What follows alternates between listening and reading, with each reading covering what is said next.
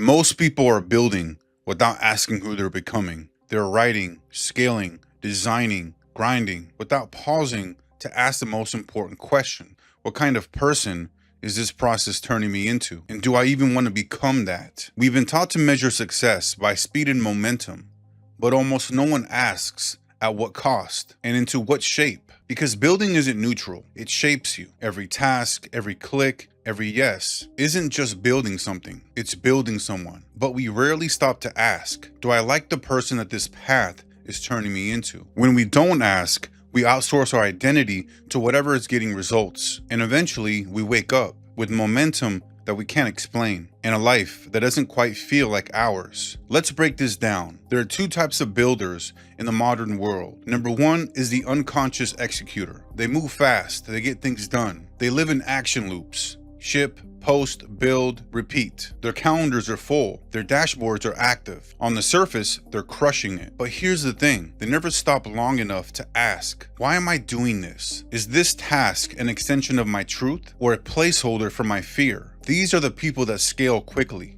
but wake up feeling strangely hollow. Not because they failed, but because they succeeded into something that didn't fit them. They got what they think they wanted, and then realized that they lost the signal of who they truly are. It's easy to confuse movement with momentum, but movement without meaning is just emotional debt, disguised as productivity. And eventually, that debt gets paid in burnout, resentment, or collapse. The number two type of builder is the conscious architect. They build slowly, but with depth. They ask themselves, does this serve the person that I'm becoming or pull me back into who I used to be? They're not lazy, they're precise. And in the long run, they build something that lasts. Most people are stuck in the loop of achieving without asking, who is the architect behind this blueprint? And do I trust them to build a life that I want to live inside of? Because strategy without self is just performance that scales. And performance, even when it wins, is still exhausting when it doesn't come from alignment. Most people think that the danger is failure, but the real danger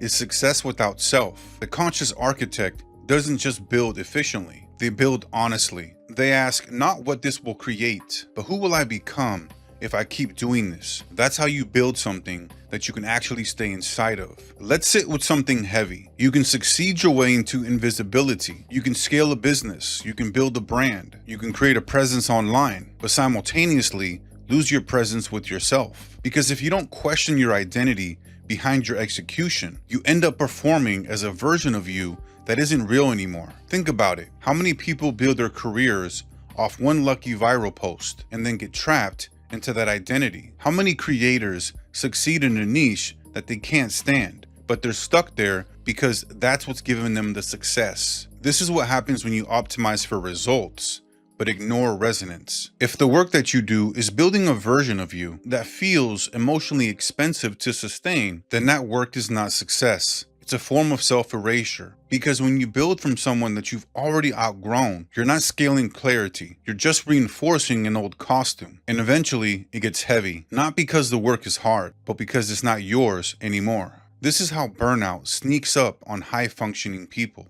not through failure, but through quiet, sustained misalignment. They keep showing up for a version of themselves they no longer believe in, and that dissonance, it gets louder the more that you succeed. You don't need to burn out to earn worth. You don't need to succeed to prove that you're safe. You need to build from the version of you that you want to carry forward, not the one that you're afraid to outgrow. There's a reason most builders feel burnout, reactive, or numb. It's that they're executing without emotional sovereignty. They're building while fragmented. They're making decisions from survival, status, and urgency. And when you build from urgency, you anchor your future in panic. Here's the truth. The most dangerous way to build is to build successfully from a version of you that isn't true anymore. Because then your success becomes the very thing that traps you. Because now the stakes are higher. You can't change directions without risking what you've built. You've scaled something real, but it doesn't feel like you. So you stay, you perform, you optimize the identity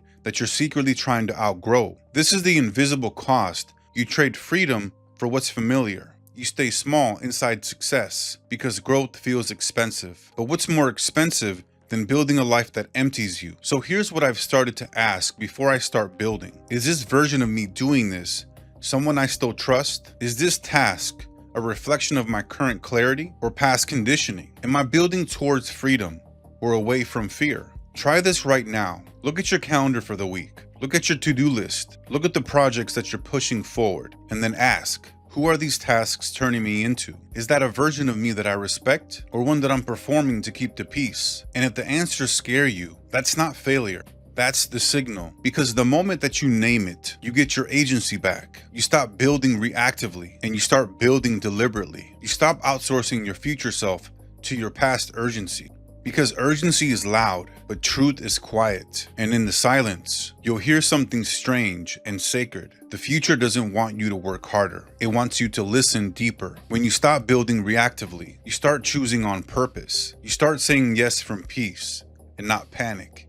You start designing a life that doesn't just impress people, but feels like home when no one's watching. So if you've been building and something feels off, not broken, just misaligned, don't ignore that. Don't power through it. Sit with it. Because sometimes it's not the plan that needs updating, it's the identity behind it that's ready to evolve.